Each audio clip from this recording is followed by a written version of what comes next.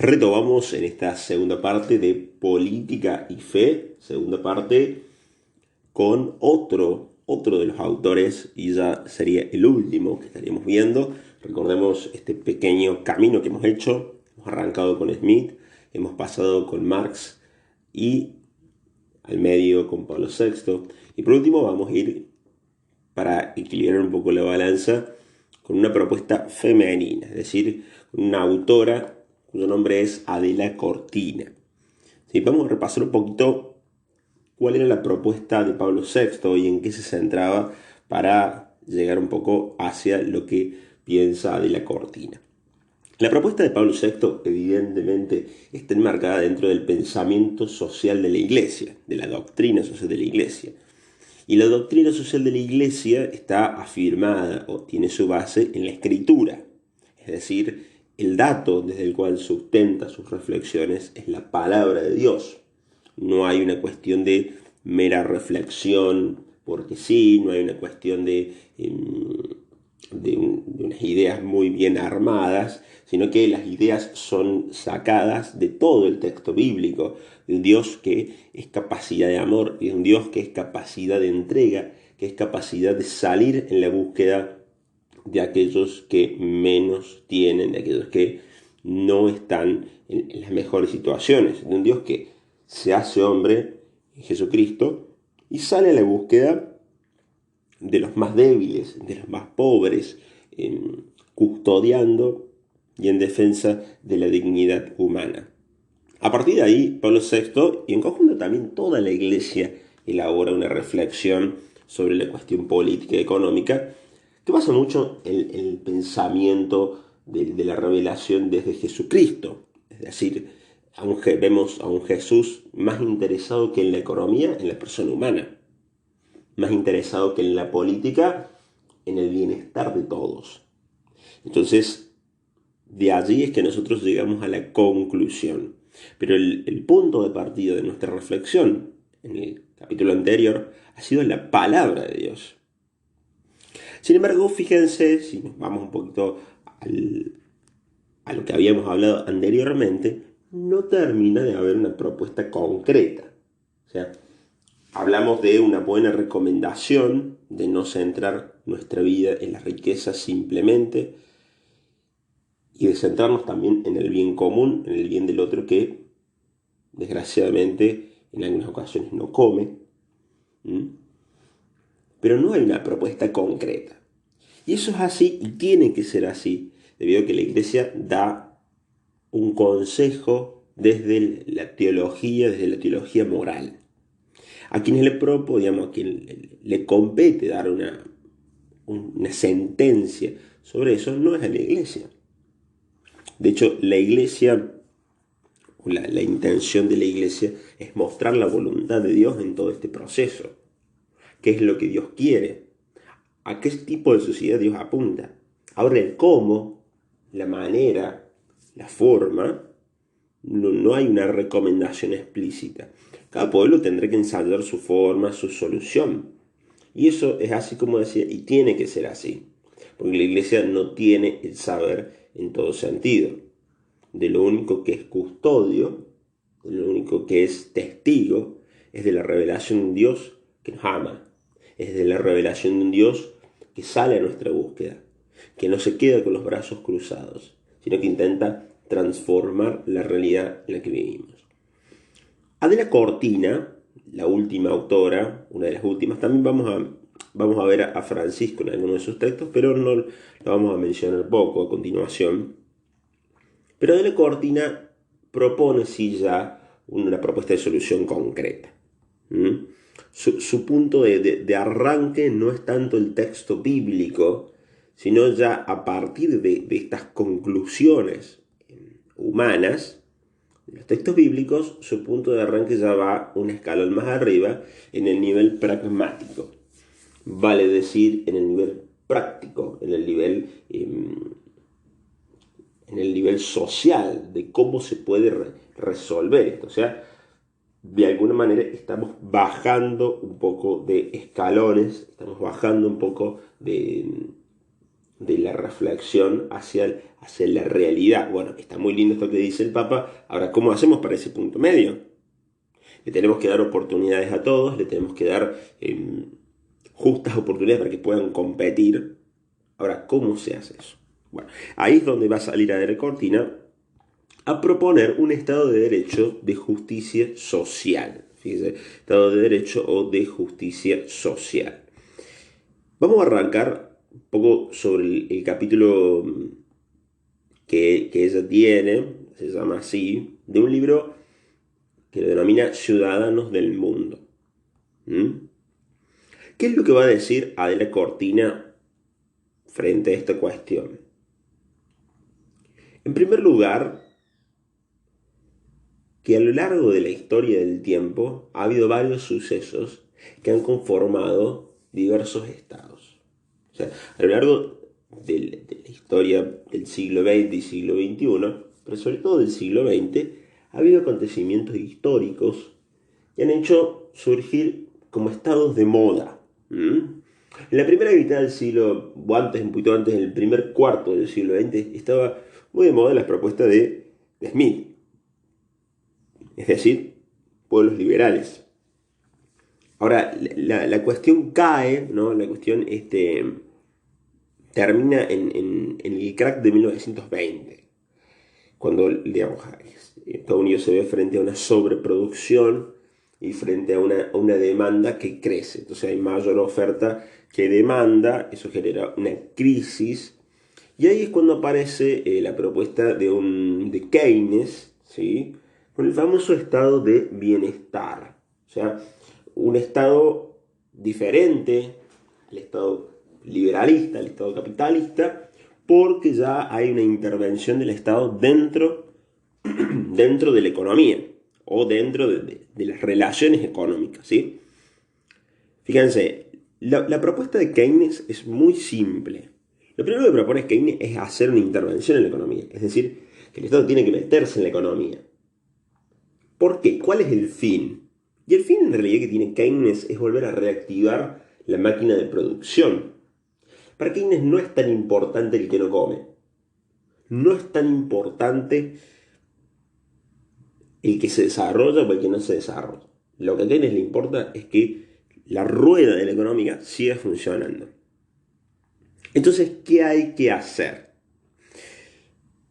En algunos casos, va a decir Keynes, hay que generar impuestos, generar puestos. Bueno, primero tiene que entrar en la economía y cobrar impuestos. Y con esa plata, generar puestos de trabajo.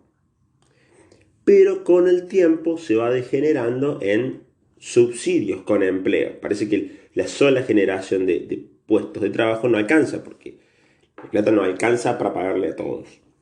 Entonces se da el trabajo y además se dan subsidios con el trabajo. Y después al último, en algunos casos, se termina dando subsidios sin empleo. Vale decir, ¿cuál es la propuesta keynesiana? Inyectar dinero en el mercado. ¿Para qué? Para que la gente compre. O sea, pueda reactivarse de nuevo el motor económico y la producción. Ahora, indefectiblemente eso también va a llevar, o rápidamente se van a dar cuenta, de que va a llevar a una inflación. Si uno inyecta dinero en la economía, eso es indefectiblemente causa de la inflación. Esto es, digamos, dicho en dos palabras, si un libro hoy vale $1 y yo Estado hago más dinero, la gente va a tener más dinero para comprar no solamente un libro, sino dos. Entonces el comerciante no es tonto y va a llevar el libro de $1 a 3. Porque él sabe que la gente viene con 2 o con 3 pesos. Entonces no lo va a dejar en uno. Entonces, mientras más dinero hay circulando en la calle, digamos, más inflación va a haber. Eso es una lógica matemática. Eso es el ABC de la economía.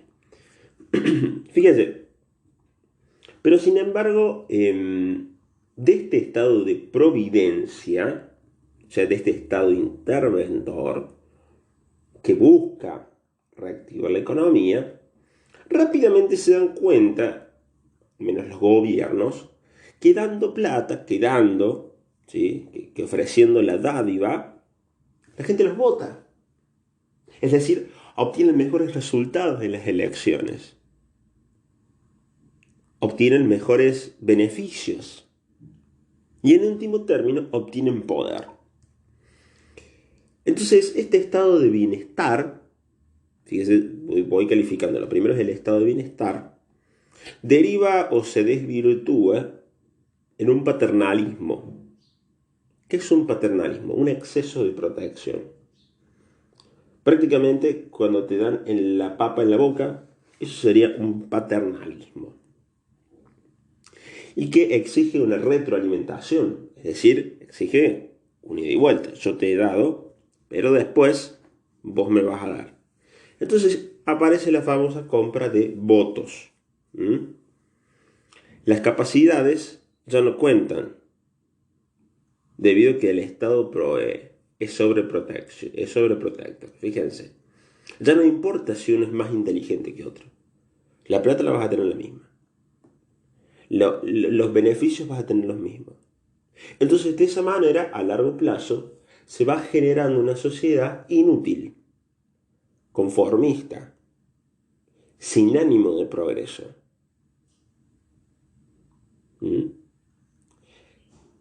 Si uno tiene un Estado demasiado sobreprotector, genera gente dependiente. Genera ciudadanos que están simplemente abriendo la boca para que vengan y les entreguen el alimento casi sin usar ellos las manos. Esto es un paternalismo. A cambio de esto, obviamente, se genera un intercambio de bienes por votos.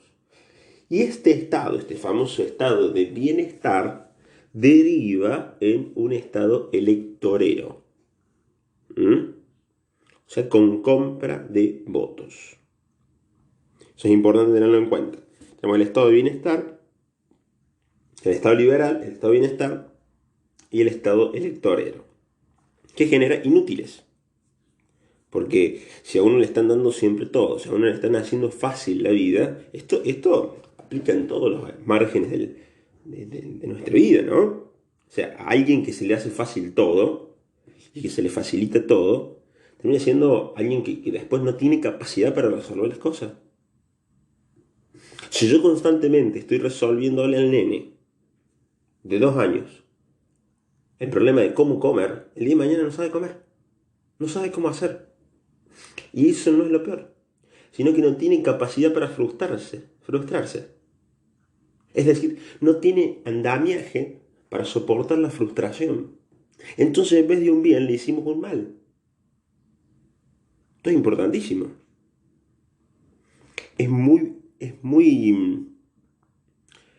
Podríamos calificarlo de delito de lesa humanidad, la cuestión de la no libertad, o de esta privación de mis propios derechos, porque me genera un inútil, porque me hace un inútil, me atrofia, me anula la capacidad de pensar, me saca las ganas de progresar, y a cambio de eso, obviamente, recibo lo mínimo, pero me conformo con eso. Entonces, eso es muy importante tenerlo en cuenta. El estado sobreprotector es una desviación del estado de bienestar. Ahora, ya hacia los años 70, hacia los años 80, va a surgir como una nueva corriente, una nueva ola de un estado neoliberal. ¿Cuál es la propuesta del estado neoliberal? ¿O cómo surge? Muchos dentro de una sociedad se van dando cuenta que este estado electorero le saca plata a los que verdaderamente trabajan para darle a los demás y que los demás los voten. Ahora, van a poner el grito en el cielo o se van a quejar, va a haber una queja muy fuerte contra esta cuestión de decir, bueno, a ver, ¿por qué el Estado me tiene que a mí sacar la plata para darle al que no tiene? Es violento el Estado en ese sentido. Está la crítica del economista Javier Milei. Recordemos en algunos videos anteriores qué es lo que dice Milei. Milei dice lo siguiente: ¿por qué el Estado me tiene que sacar la plata a mí si yo me la gano con mi propio esfuerzo? ¿Por qué si yo tengo derecho a hacer lo que yo quiero con la plata? Entonces, si quiero ser solidario, soy solidario. Si no quiero ser solidario, no soy solidario. Esta crítica es muy fuerte en los años 80 y comienza a virar el mundo de un estado que de los estados que empiezan a formarse medios pseudos paternalistas, a tirarse hacia el otro lado, hacia un estado evidentemente y marcadamente liberal. Con sus consecuencias propias, ¿no? Con sus consecuencias evidentes. Pero la crítica va a estar fundada en esto. Ahora, Adela Cortina es muy buena en este sentido porque, si bien ella va retratando los acontecimientos, también va dejando algunas preguntas interesantes. Por ejemplo, una pregunta ya hacia el año 80 es: ¿será viable volver de nuevo a la solución económica que no tuvo demasiado éxito, como es el liberalismo clásico o el capitalismo, sin ninguna intervención del Estado? Vamos a dejar atrás los avances que hizo de alguna manera el estado de bienestar, que si bien no eran los mejores o los más dignos en intenciones, pero en algunos puntos eran acertados. Vamos a volver a un liberalismo craso. Vamos a dejar de renunciar a los derechos humanos. Entonces ella a partir de ahí dice: no podemos volver a ninguno de estos estados anteriores, ni al estado de bienestar, ni al estado electorero, ni al estado capitalista. Ella va a proponer un estado de justicia.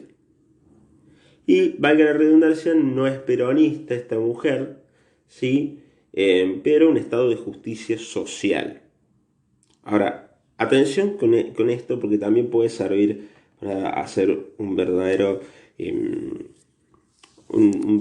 tamiz o una verdadera discriminación en base a lo que es el peronismo, que recae en la justicia social, y después las diversificaciones dentro del peronismo y los diversos partidos o facciones políticas que surgen a partir del peronismo, para uno catar o ver si son peronistas o verdaderamente son estado electores. Bueno, ¿qué es lo que Cortina propone? El estado social de justicia, o el estado de justicia social, como más le guste. Acá Adela Cortina tiene un punto interesante. Para ella, el ciudadano, en primer lugar, antes de analizar el Estado, va a analizar al ciudadano, o sea, al tipo de pie, al tipo y a la mujer de pie, a ese que va caminando por la calle. Y para él, cada ciudadano es verdaderamente ciudadano cuando el Estado vela por sus derechos. O sea, vela porque los derechos de ese ciudadano no sean atropellados. Y los derechos son tres: sociales, económicos y culturales. Ahora, todo el mundo tiene derecho, dentro de los sociales, económicos y culturales, a tener un trabajo, una educación, una vivienda y una salud que sean garantizados por el Estado.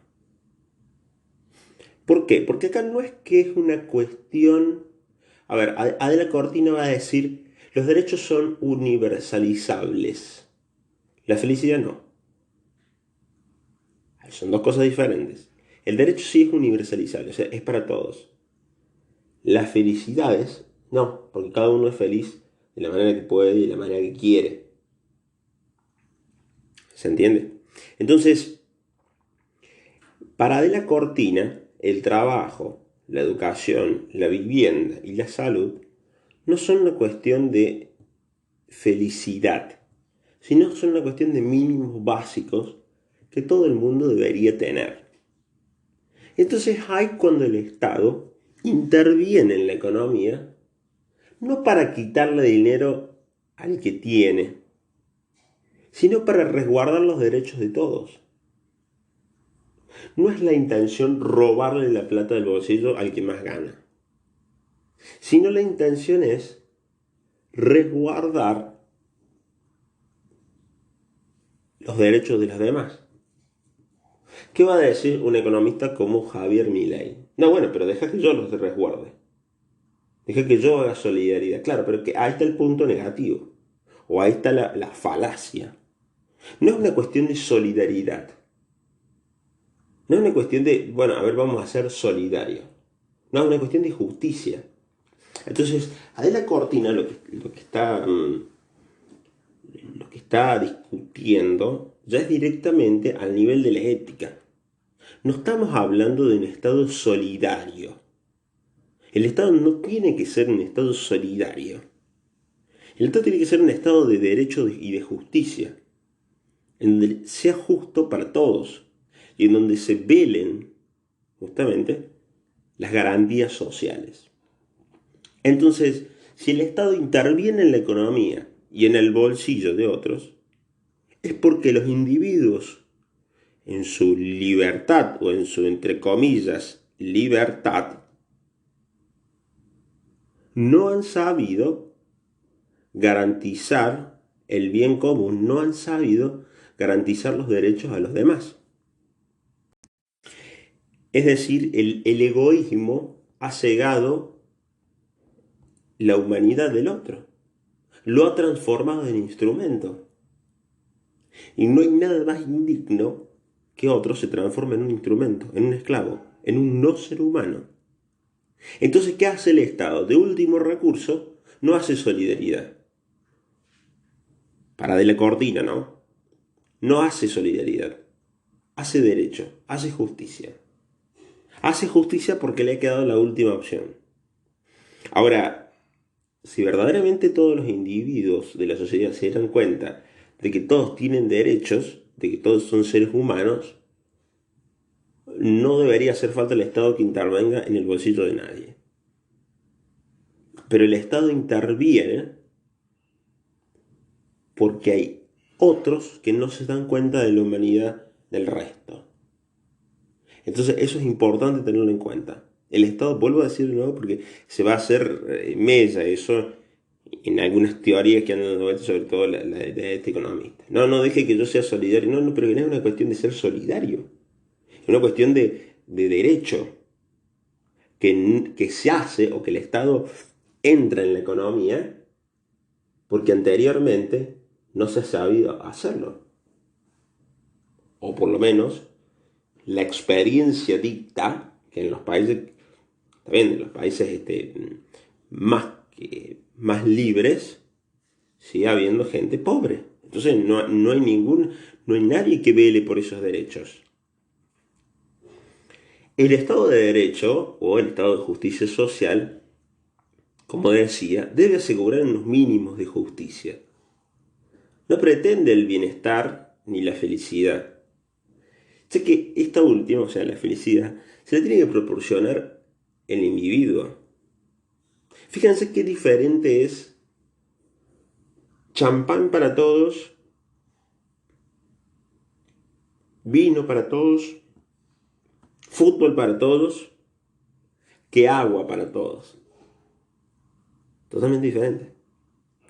¿Por qué? Porque el estado de bienestar, o el estado en realidad, el estado electorero, en su afán de ganar votos, globaliza una especie de felicidad que cree que todo el mundo va a ser feliz con ciertas cosas y las brinda gratuitamente. Entonces, si a la población, voy a poner un ejemplo, si a la población argentina le gusta el fútbol, allá va fútbol gratis para todos. Pero eso también termina siendo contraproducente, porque, por ejemplo, a mí no me puede gustar el fútbol, me puede no gustar el fútbol. ¿Y por qué yo tengo que, con mi salario, pagarle la felicidad al otro? Al revés, vamos a otro país. Estados Unidos. Básquet o softball para todo el mundo. Entonces los que no les gusta el básquet van a reprochar legítimamente por qué yo le tengo que pagar de mi salario con mis impuestos el básquet para todos. No tiene sentido. Y así con un montón de ejemplos. Porque yo tengo que pagar el vino para todos. Ahora, fíjense, eso sería, entre comillas, garantizar una felicidad y además también universalizar una felicidad que se cree que es de todos. Pero la falacia que hay ahí es que cada uno es feliz a su manera. Cada uno es feliz de acuerdo a cómo concibe la vida. Ahora, cada uno tiene su punto en común desde los derechos básicos. El agua, el alimento, una vivienda, una educación, la salud. Porque si esos derechos no están, no está la vida. Entonces no es una cuestión de gustos acá. Estamos hablando de elementos esenciales para vivir. El agua potable es esencial para vivir. Entonces, hay ciertos bienes que es bueno no privatizarlos. Como por ejemplo la salud, la vivienda, la educación, el trabajo. Lo que no quiere decir que no haya, evidentemente, propuestas privadas. Las tiene que haber, porque también eso es sano. Pero el Estado tiene que estar ahí para hacer justicia o para igualar en oportunidades al resto. Esa es la función del Estado. Generar justas oportunidades para que quien quiera y tenga ganas pueda salir de la pobreza, pueda hacer una vida mejor, pueda tener las herramientas y la educación necesaria para salir de la situación de marginalidad. Eso es dar justicia, eso es poner en igual de oportunidades, eso es dar justas oportunidades.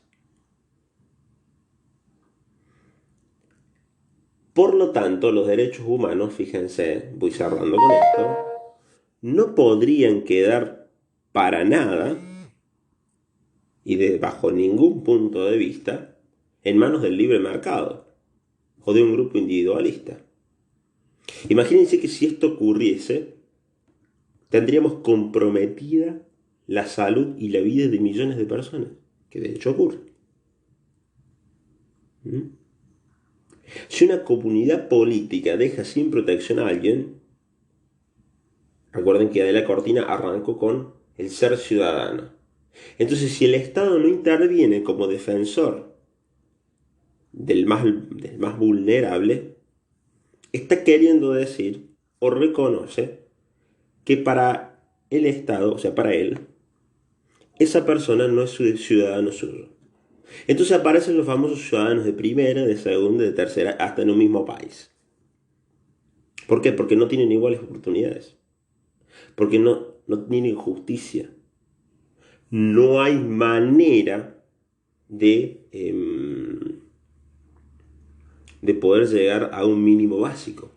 Hay un famoso meme que los otros días veía en Instagram, que había 4 animales y una persona como un juez, ¿no? Entonces la escena estaba, digamos, se veía de costado. Estaba el juez en la mesa, los 4 animales de costado y atrás había unos árboles. Entonces el juez dice, para que sea justo, todos van a tener que subir al árbol. Y claro, había pájaros, había elefantes, había un tigre, había una serpiente, bueno, había un canguro. Bueno, claro, es una falacia. Porque no todos están en las mismas condiciones para poder subir al árbol. Entonces, ¿qué debería hacer el Estado ahí? Proporcionar de que cada uno pueda tener las herramientas básicas para subir al árbol y después que con el esfuerzo y la libertad de cada uno llegue a donde quiera llegar. Pero el mínimo, el básico, el piso en común no puede faltar. Es decir, lo esencial de la cuestión no puede no estar. Son los derechos sociales. Muchas veces, según Adela Cortina, el estado de bienestar ha confundido la protección de derechos básicos con la satisfacción de deseos personales. Es decir, se ha declinado más para una cuestión de deseos personales que a proteger los derechos básicos. Eso con su justa intención. La intención de ganar, obviamente, más y más votos, recaudar más poder. Adela Cortina, de alguna manera, ya sintetizando, genera una propuesta un poco más a tierra. O sea, para ella los derechos no se pueden quedar en manos de propiedad privadas. Debe haber un Estado que defienda los derechos si no hay una sociedad que los haga cumplir. Es decir, si los mismos individuos no son capaces de darse cuenta que hay gente que no tiene derechos y que hay gente que no puede llegar a lo mínimo y básico, el Estado tiene que intervenir y generar justicia. Esto es lo mismo que ocurre a nivel de una cuestión penal. Si un individuo no tiene la suficiente capacidad para darse cuenta de que, o un hombre no tiene suficiente capacidad para darse cuenta que pegarle a una mujer está mal, tiene que intervenir el Estado. Para decir, no, eso está mal. Eso no está bien. Y para eso se formulan leyes. Entonces el Estado es un garante de la justicia. No un negocio. Bueno, después de ahí uno tiene lo que se desvirtúa de todo esto.